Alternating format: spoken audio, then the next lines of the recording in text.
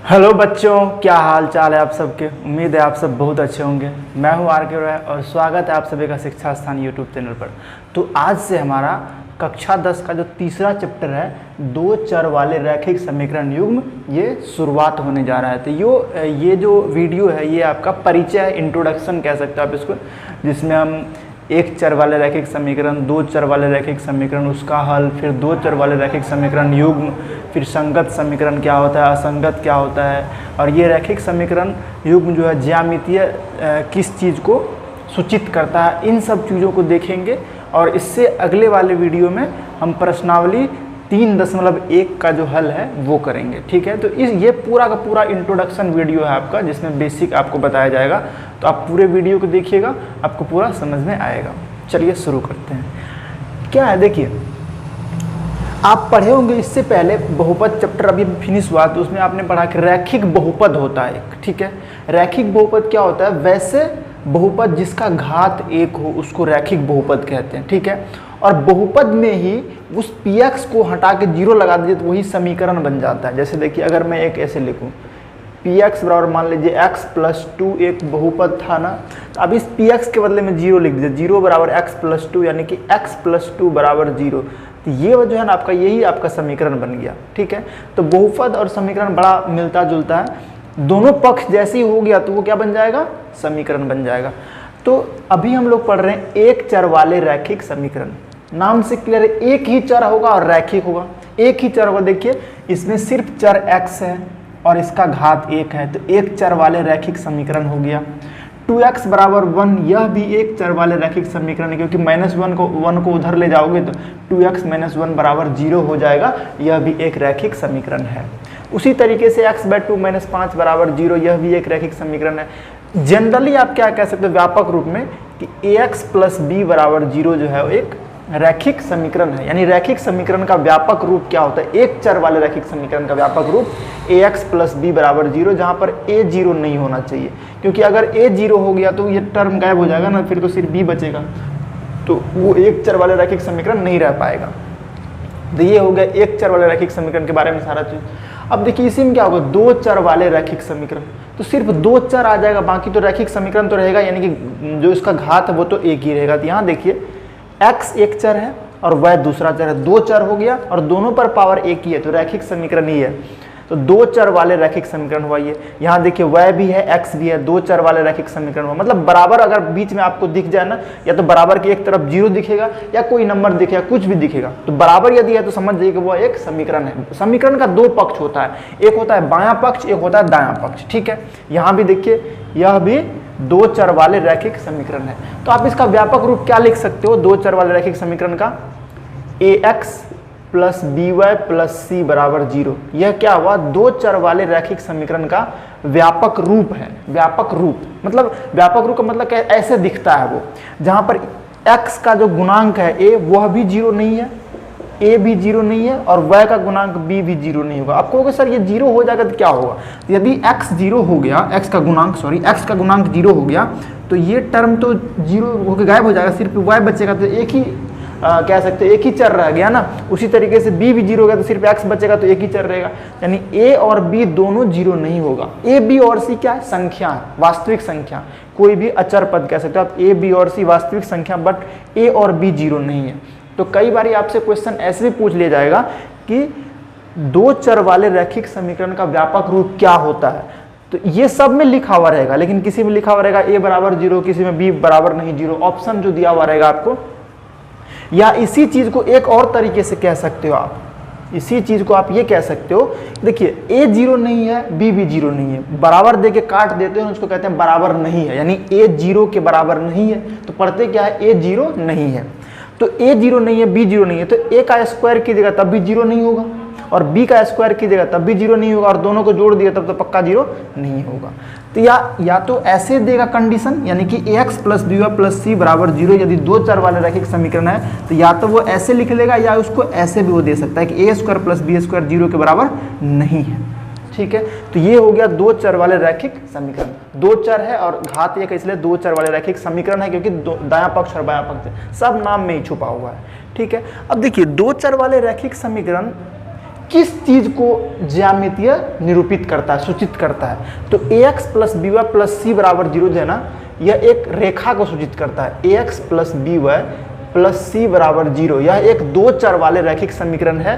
यह एक रेखा को सूचित करता है, एक रेखा, सीधी रेखा को निरूपित करता है, सूचित करता है, ज्यामितीय निरूपित करता है। यानी कह सकते हो कि ऐसा कोई रेखा होगा, आप इसको चाहो तो एक्सिस में भी दिखा सकते हो।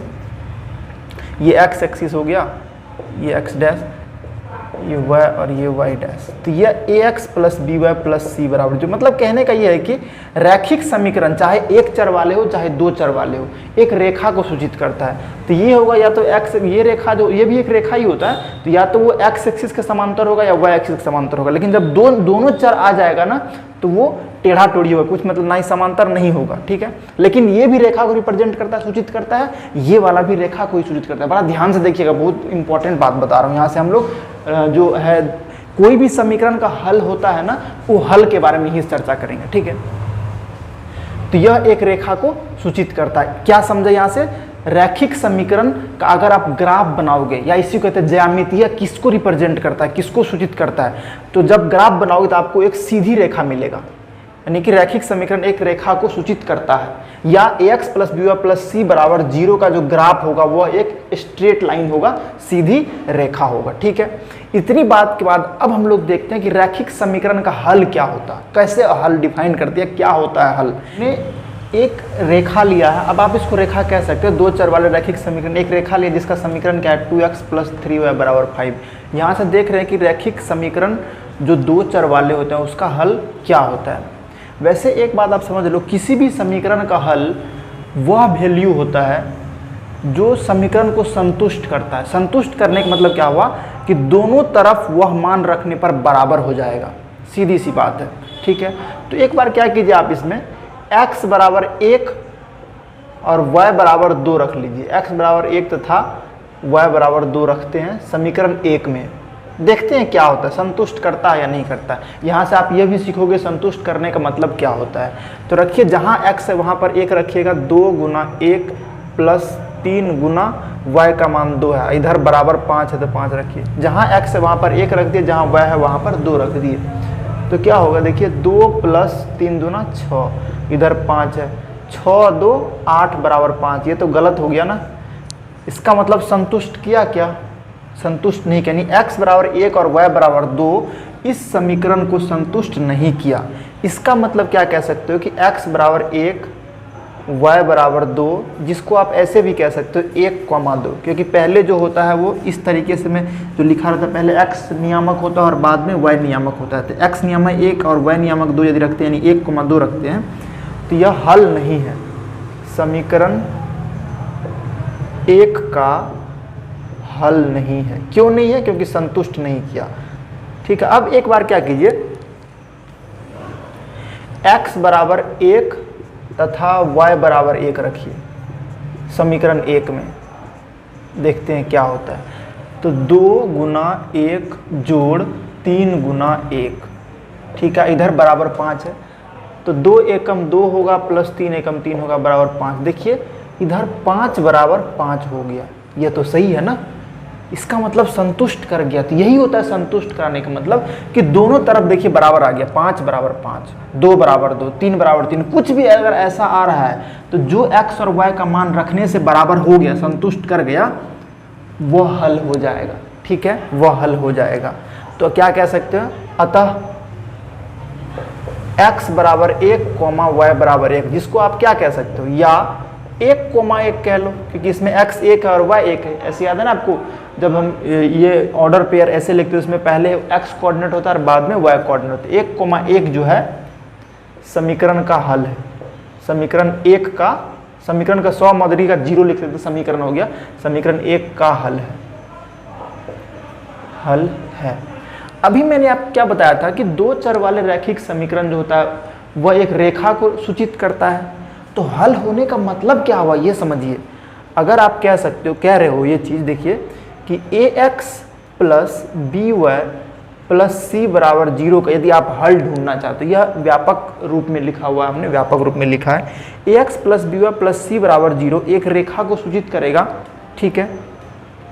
तो जो जो x और y का मान इसका हल होगा, जो x और y का मान इसका हल होगा, तो जब इसका आप रेखा खींचोगे ना, इसका रेखा खींचोगे, मतलब ग्राफ खींचोगे तो एक रेखा मिलेगा, वह सारा हल इसी रेखा पर होगा, यानी ax plus B Y plus C बराबर 0 पर ही होगा। मान लीजिए एक इसका हल एक निकल गया, एक सेकंड के लिए मान लेते हैं कि x1 y1 इसका एक हल है, तो x1 y1 इसी रेखा पर होगा, ठीक है। अगर x2 y2 भी हल है, अगर मैं मान रहा हूं यहां पर इन जनरल x2 y2 हल है, तो x2 y2 इसी रेखा पर होगा।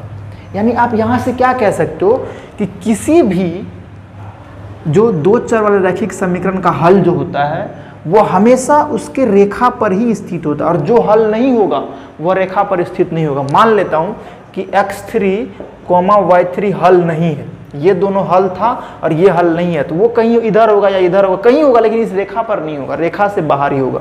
तो x3 y3 यहाँ कहीं हो सकता है, ठीक है।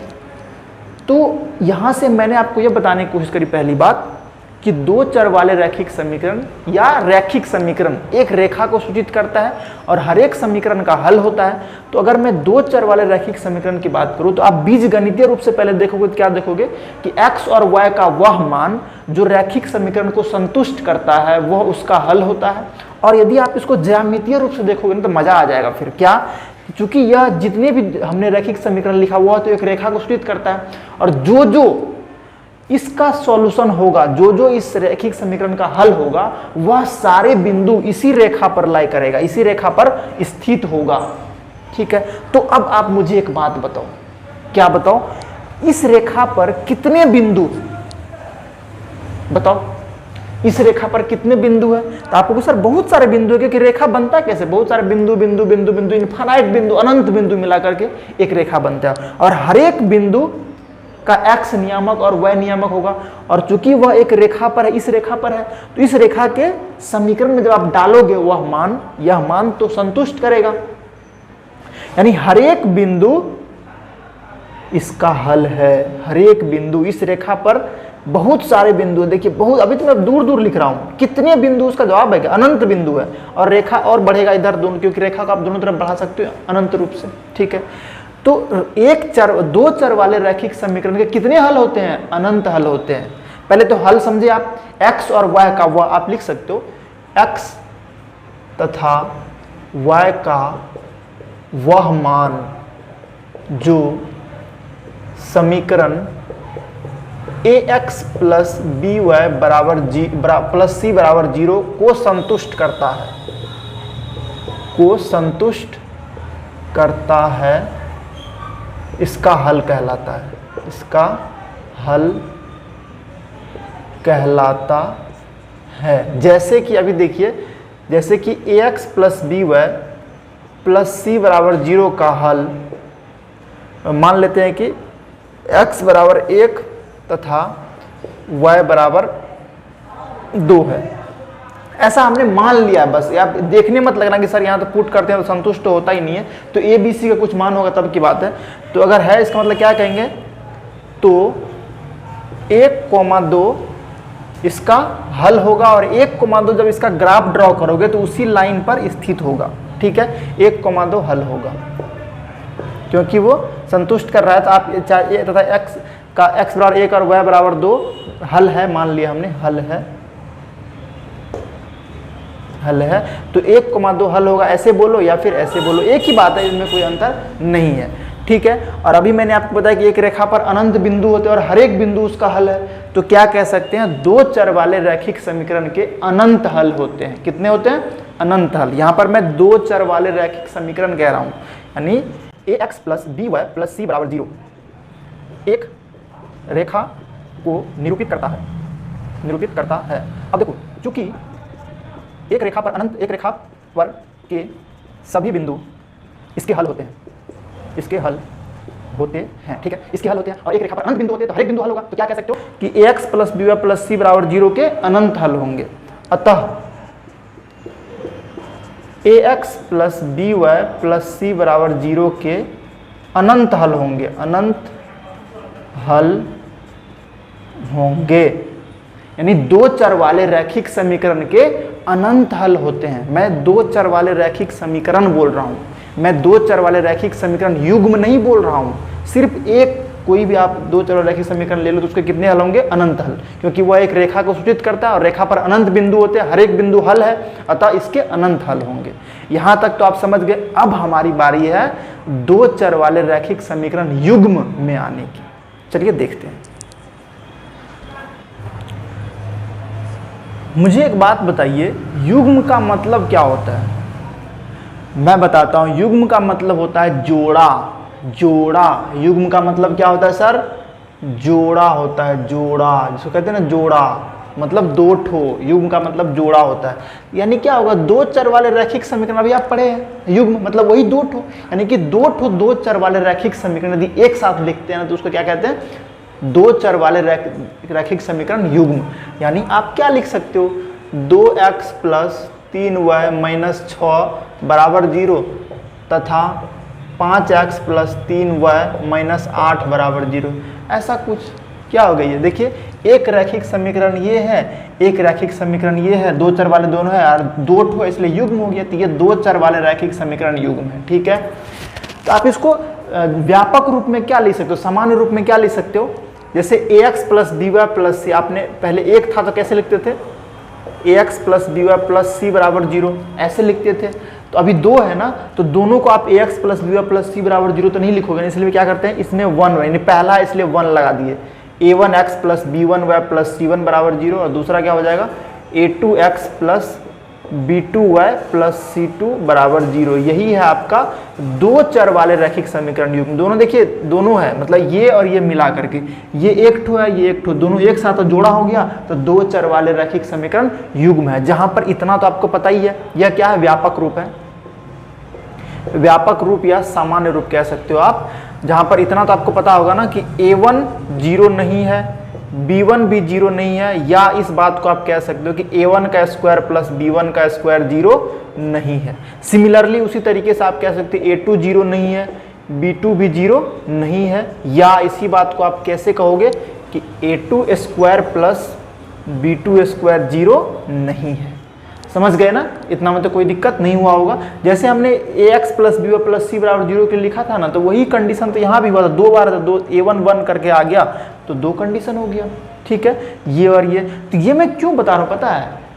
क्योंकि ऐसा हो सकता है कि ऑप्शन ऑब्जेक्टिव वाला में पूछ ले क्वेश्चन कि उसका व्यापक रूप क्या होता है, तो यहाँ तक तो आपको पता रहेगा, फिर आगे वो ऑप्शन में घुमा घुमा के कुछ कुछ दे देगा। तो इतना ध्यान रखना आपको, या तो ऐसा लिखा हुआ मिलेगा या ऐसा लिखा हुआ मिलेगा, तो समझ जाइएगा यही कंडीशन होता है। ठीक है, एक चीज देखिए, जैसे कहीं पर लिखा हुआ रहेगा, ये आप जान के व्यापक रूप होता है। जैसे कहीं लिखा हुआ है कि दो चर वाले रैखिक समीकरण युग्म लिखा हुआ है 2x माइनस वाई प्लस 5 बराबर 0 और दूसरा लिखा हुआ है 3x प्लस 2y माइनस 8 बराबर 0।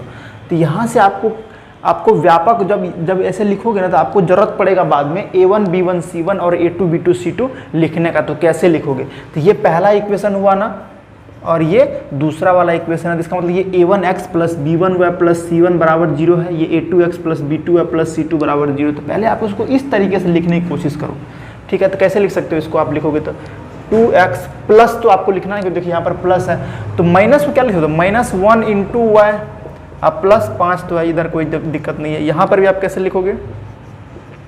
3x प्लस 2y, ये प्लस है तो इसको आप प्लस माइनस 8 कर सकते हो, क्योंकि प्लस माइनस फिर से गुना होकर -8 ही हो जाएगा। तो यहाँ से देखिए आपको a1 कितना मिला? 2, b1 कितना मिला? ध्यान देखिए प्लस है तो प्लस करना पड़ेगा, तब जो बचा वो होगा -1, और c क्या मिला? 5, यहाँ c1, a2 कितना मिला? 3, b2 कितना मिला? 2, c2 कितना मिला? -8। तो क्या कहोगे? a1 बराबर 2, b1 बराबर -1, बड़ा इंपॉर्टेंट है देखिएगा, c1 बराबर 5। ये दूसरा इक्वेशन है, दूसरा इक्वेशन का 2 वाला लिखेंगे। तो a2 कितना मिला? 3, b2 कितना मिला? 2 और c2 कितना मिला? -8। तो देखिए हर बार ये करने की जरूरत नहीं, आप डायरेक्ट यहाँ से भी लिख सकते हो। बस क्या करना है, प्लस वाला छोड़ देना। अगर माइनस है ना तो माइनस भी लिखना, क्योंकि हमारा तो जो व्यापक रूप उसमें सब में प्लस में होता है ना, तो माइनस है तो माइनस को लिखना पड़ेगा। जैसे यहाँ देखिए a1 का मान 2 लिखा, b1 का मान माइनस में कुछ नहीं गुना में होता तो हमेशा 1 होता है ना, तो -1, b1 बराबर -1, c1 बराबर 5, a2 बराबर 3, b2 बराबर 2, c2 बराबर प्लस -8 को साथ में लिखना पड़ता है, -8 हो गया। ठीक है, तो आप ऐसे करके a1 b1 c1 a2 b2 c2 लिख सकते हो, जो बहुत आगे काम आएगा। एक पहले ठीक है, पहले व्यापक रूप में कन्वर्ट करा लेंगे उसको, जैसे कहीं पर ऐसे लिखा हुआ है 2x बराबर 3y - 5, तो इसको पहले आप व्यापक रूप में लेके जाना है।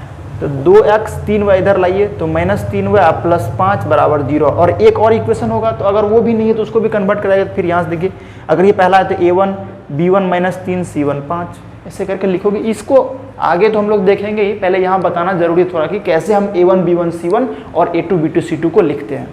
ठीक है, चलिए अब देखते हैं दो चर वाले रैखिक समीकरण युग्म का हल क्या होता है, उस पर चर्चा करते हैं।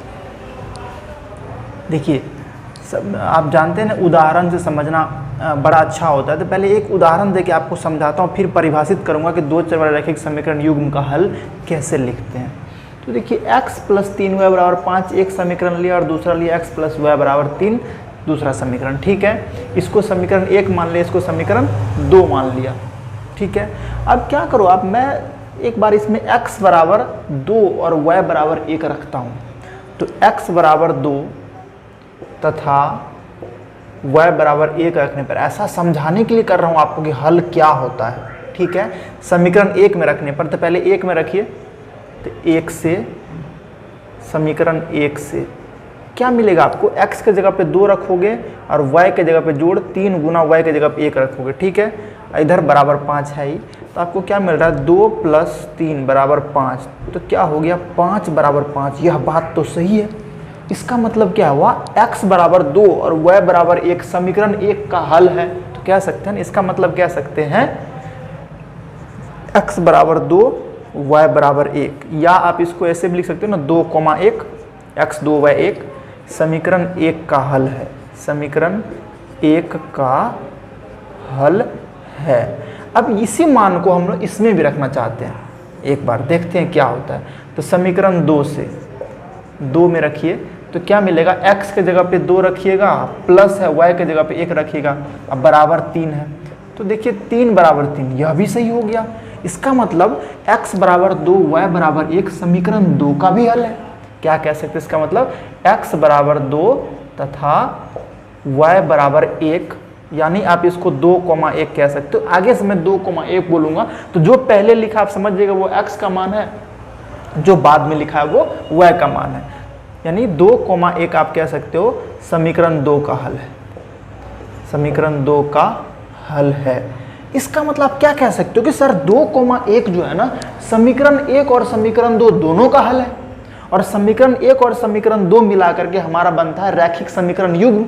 इसका मतलब 2,1 दोनों समीकरण को संतुष्ट कर रहा है ना, दोनों का हल हुआ, तो पूरा युग्म का हल हुआ। तो आप क्या कह सकते हो, इसका मतलब आप कह सकते हो अतः 2,1 जो है ना रैखिक समीकरण युग्म जो दिया हुआ है, रैखिक समीकरण युग्म जब मैं बोल रहा हूँ मतलब जोड़ा, यानी दोनों आ गया उसमें, रैखिक समीकरण युग्म का हल है। अब देखिए यहाँ से परिभाषा अपने आप बन जाएगा। क्या कह सकते हो, x तथा y का वह मान, x तथा y का वह मान जो रैखिक समीकरण युग्म यानी दो समीकरण है, दोनों समीकरण को संतुष्ट करता है, वही उसका हल कहलाता है। ठीक है, तो क्या कह सकते हैं, x तथा y का वह मान जो दोनों समीकरण, या आप इसके बदले में समीकरण युग्म भी लिख सकते हो, जोड़ा, दोनों समीकरण को संतुष्ट करता है, संतुष्ट करता है, दो चर वाले रैखिक समीकरण युग्म का हल कहलाता है। रैखिक समीकरण युग्म का हल कहलाता है। यहां से आप समझ गए, पहले मैंने उदाहरण समझाया, फिर आपको परिभाषा करनी। ठीक है, जैसे कि a1x + b1y + c1 बराबर 0, और दूसरा इक्वेशन क्या होता है, a2x + b2y + c2 बराबर 0। इसका हल मान लीजिए, हल है एक अल्फा, बीटा। इसका मतलब क्या हुआ कि अल्फा बीटा इसको भी संतुष्ट कर रहा है और अल्फा बीटा इसको भी संतुष्ट कर रहा है। अब ध्यान देखिए, थोड़ा सा इसको आगे बढ़ाता हूं। अभी तक हमने बीज गणितीय रूप से हल किया, मतलब फिर जोड़ पुट किया, ये का कोई मतलब नहीं समझा। अब मतलब समझते हैं कि एक्चुअली में हल का मतलब क्या होता है, दो चर वाले रैखिक समीकरण युग्म के हल का मतलब क्या होता है। थोड़ा सा पहले यहां देखिए, यह एक रेखा को संतुष्ट करेगा, या इसका ग्राफ एक रेखा होगा, ठीक है, इसका भी ग्राफ एक रेखा होगा, और जो अल्फा बीटा हल है वो इसको भी संतुष्ट कर रहा है और इसको भी संतुष्ट कर रहा है, मतलब इसके रेखा पर भी होगा और इसके रेखा पर भी होगा अल्फा कोमा बीटा। समझ पा रहे हैं आप? चलिए देखते हैं इस चीज को। तो हम लोग दो चर वाले रैखिक समीकरण युग्म का ज्यामितीय निरूपण को देख रहे हैं, ठीक है। आपको यदि मैं एक तल में, यह एक जैसे बोर्ड एक तल है, एक प्लेन है, एक प्लेन में दो रेखा दूं, तो आप कितनी संभावनाएं से उस रेखा को खींच सकते हो? तो आपके पास केवल 3 संभावनाएं होंगी। पहली संभावना यह है कि वह दोनों रेखा एक बिंदु पर कट कर जाए, यानी प्रतिच्छेदी रेखा हो जाए। कट कर गया ना, तो इसको प्रतिच्छेद करना कहते हैं ना हिंदी में, इसलिए ये पड़ गया प्रतिच्छेदी रेखाएं, ठीक है। पहली संभावना ये है। अभी हल के बारे में भी बात करेंगे, यहाँ से भी ध्यान सुनिएगा, जो हल मैंने आपको समझाया था ना उसका भी ज्यामितीय निरूपण देखेंगे। लेकिन उससे पहले हमें ये समझना है कि अगर दो रेखा हमें एक प्लेन में दिया हुआ हो तो उसकी कितनी संभावनाएं हो सकती है। तो पहली संभावना ये हो गई। दूसरी संभावना क्या हो सकती है सर, कि दोनों रेखा समांतर हो जाए, दोनों रेखाएं समांतर। इसको आप कह सकते हो कि समांतर रेखाएं, इसको आप कह सकते हो समांतर रेखाएं, ठीक है। और तीसरी संभावना क्या है कि वह दोनों रेखा एक ही पर लय कर जाए, यानी कि पहली रेखा ये हुआ और दूसरी रेखा यही हो गया, मतलब बिल्कुल इसी रेखा पर है, बिल्कुल इसी रेखा पर है, मतलब बिल्कुल सेम रेखा, कोई अलग है नहीं, यानी सेम लाइंस कह सकते हो आप इसको। इसको बोलते हैं समपाती रेखाएं। क्या बोलते हैं इसको? समपाती रेखाएं। दोनों रेखा एक दूसरे को बिल्कुल ओवरलैप कर गया है, ठीक है, समपाती रेखाएं। यही 3 संभावना, इससे ज्यादा संभावनाएं नहीं है। आप कह सकते हो सर ऐसा भी तो हो सकता है, देखो ऐसा नहीं कट कर रहा है, नहीं समांतर नहीं है। अरे भाई आप रेखा को बढ़ा सकते हो ना असीमित रूप से, तो इसको बढ़ाओ ना, तो जैसे इसको बढ़ाओगे तो ये वाला केस हो गया ना। यही 3 संभावना, इससे ज्यादा संभावना नहीं होगी। अब देखिए ध्यान से, ये 3 संभावनाएं पर पूरा का पूरा जो चैप्टर है इन्हीं पर बनेगा, पूरा का पूरा चैप्टर। तो अभी अगर मैं हल के बारे में बात करूं तो आप देखो, जैसे कि हमने कहा था, अभी बताया था आपको कि दो चर वाले रैखिक समीकरण युग्म का जो हल होता है वह दोनों समीकरण को संतुष्ट करता है, ठीक है। तो जो हल, मान लीजिए हल आ गया अल्फा कॉमा बीटा, तो यानी अल्फा कॉमा बीटा इस समीकरण को भी संतुष्ट करेगा और इसको भी संतुष्ट करेगा, ठीक है। तो देखिए अल्फा कॉमा बीटा अगर यहां हो जाए तभी ना दोनों को संतुष्ट, यानी कि वह बिंदु, क्योंकि अल्फा कॉमा बीटा क्या है, एक बिंदु ही तो है। अगर आप इसको नियामक तल में ड्रॉ करते हो, खींचते हो, तो वह बिंदु जो दोनों रेखा पर होगा वही ना हल होता है। तो कितना बिंदु है जो दोनों रेखा पर? एक ही है ना, इस केस में एक हल होंगे, ठीक है। जब रेखा प्रतिच्छेद करेंगे ना तो कितने हल होंगे? एक हल होंगे, एक हल। एक हल को हम लोग बोलते हैं अद्वितीय हल। क्या बोलते हैं? एक हल को बोलते हैं अद्वितीय हल। बड़ा ध्यान से देखिएगा, बहुत इंपॉर्टेंट बात बता रहा हूं। एक हल या अद्वितीय हल, मतलब x और y का एक ही मान होगा जो इसको संतुष्ट करेगा जब प्रतिच्छेदी रेखा होंगे। कि देखिए हल का मतलब क्या हो गया कि वैसा बिंदु जो दोनों रेखा पर होगा वही तो हल होगा, बस हो गया। इस केस में देखिए आप मुझे बताओ कौन सा ऐसा बिंदु है जो दोनों रेखा पर है? कहीं पर रेखा मिला ही नहीं। जहां भी रेखा मिलेगा वही ना हल होगा। दोनों बिंदु होने का मतलब क्या है? एक रेखा, मतलब जहां पर रेखा मिल रही है वही हल होगा। सीधी बात समझ लीजिए, जहां पर रेखा मिल रही है वही हल होगा। अगर ज्यामिति आप बात करो, जहां रेखा मिला वो हल हुआ, यानी कि ये जो है ना यहाँ पर अल्फा कॉमा बीटा ये आपका हल हो गया, यानी x बराबर अल्फा तथा y बराबर बीटा इसका हल है। एक ही हल होगा क्योंकि एक ही बार रेखा मिला है, ठीक है। दूसरा में कहीं पर मिल ही नहीं रहा, रेखा मिल ही नहीं रहा, तो कोई हल नहीं इस केस में, यानी कि आपको कोई ऐसा अल्फा और बीटा नहीं मिलेगा।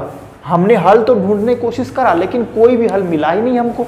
यानी कि समांतर रेखा में कोई भी हल नहीं होता है सर, कोई हल नहीं होता, कोई हल नहीं होता। जब दो रेखाएं समांतर हो जाएगी तो वो कभी मिलेगा ही नहीं। रेल की पटरी देखो, समांतर है ना, कभी नहीं मिलता, ठीक है, तो कोई हल नहीं। और इस वाले में तो हल ही हल है सर, क्योंकि जितने भी बिंदु आप बनाओ सब जगह रेखा है, दोनों एक दूसरे को कट कर रहा है, मिल रहा है दोनों एक दूसरे से, क्योंकि रेखा ही सेम है ना, तो अनंत हल होंगे, अनंत हल इस केस में। आप इस बात को समझ रहे हैं? हल होता क्या है, जितनी बार रेखा मिलता है वही हल है। तो यहां पर एक बार मिला तो एक हल, यानी अद्वितीय। अद्वितीय मतलब इसके साथ दुनिया में और कोई नहीं, यूनिक, यूनिक कहते हैं जनरली इसको इंग्लिश में। तो अद्वितीय हल है तो एक हल। यहां पर मिला ही नहीं तो कोई हल नहीं, यहां पर तो मिल ही मिल रहा है, दोनों रेखा सेम ही है, एक ही रेखा है, ठीक है, तो अनंत हल हो जाएंगे। इतना तो आप समझ गए होंगे, ठीक है। तो यही 3 कंडीशन बनेगा और इसी 3 कंडीशन पर हम लोग पूरा का पूरा चैप्टर पढ़ेंगे, ठीक है। हल निकालने के बेसिस पर, हल निकालने के तरीके पढ़ेंगे। और उससे पहले हमें अभी संगत समीकरण युग्म और असंगत समीकरण युग्म क्या होता है इसको जानने की जरूरत है। तो आइए जानते हैं। संगत समीकरण युग्म उसको कहते हैं जिसका हल होता है, सीधी बात है, क्लियर। हल है तो संगत समीकरण युग्म है। तो अभी आप मुझे बताओ क्या इसका हल है? यस सर, हल है, एक हल है। चाहे एक हल है कि 5 है कि 10 है कि अनंत है, किसने हल है ना, हल है तो संगत हो गया। तो ये क्या होगा? संगत समीकरण युग्म होगा, संगत समीकरण युग्म आप इसको कहोगे। अगर हल नहीं है, कोई भी हल नहीं है, तो असंगत हो जाएगा, असंगत समीकरण युग्म, असंगत समीकरण युग्म, ये असंगत हो गया। और इस केस में तो सर बहुत सारे हल है, तो हल है ना, इंपॉर्टेंट क्या है? हल होना। हल है तो यह भी होगा संगत समीकरण युग्म, संगत समीकरण युग्म। या कभी कभार सिर्फ संगत बोलते हैं, ये असंगत है, ये संगत है और ये संगत है। इतना तो आप समझ गए। तो क्या कह सकते हैं? संगत समीकरण युग्म का परिभाषा आप कैसे दोगे? वैसा समीकरण युग्म जिसका हल है, वैसा समीकरण युग्म जिसका हल है। मैं यहां लिख देता हूं, वैसा समीकरण युग्म जिसका हल है, हल है तो क्या कहोगे उसको आप? उसको कहोगे संगत समीकरण युग्म। चाहे एक हल है चाहे अनंत हल है, यही पॉसिबिलिटी। 2 हल तो कभी होगा नहीं, या तो एक हल होगा या अनंत होगा या कोई नहीं होगा। तो हल है चाहे एक है चाहे संगत है, क्या बोलते हैं, अनंत है, तो क्या हो जाएगा? संगत समीकरण युग्म हो जाएगा। हल होना मतलब संगत, सीधा समझ, हल है मतलब संगत। हल नहीं है तो क्या होगा? जिसका हल नहीं है, वैसा समीकरण युग्म जिसका हल नहीं है, जिसका हल नहीं है, तो वो क्या कहलाएगा? असंगत समीकरण युग्म कहलाएगा, असंगत समीकरण युग्म। तो आप कह सकते हो ना कि प्रतिच्छेदी रेखाएं और संपाती रेखाएं जो होता है वो संगत समीकरण युग्म बनाता है और समांतर रेखाएं असंगत समीकरण युग्म बनाता है। इतना तो क्लियर है ना। तो इस चैप्टर में हम लोग यहीं तक देखते हैं और यहीं तक है ही। जो इसका प्रश्नावली 3.1 को देखेंगे। अगर आपको यह वीडियो पसंद आया है तो आप इस वीडियो को लाइक कीजिए, अपने दोस्तों के बीच शेयर कीजिए और चैनल को सब्सक्राइब कर लीजिए।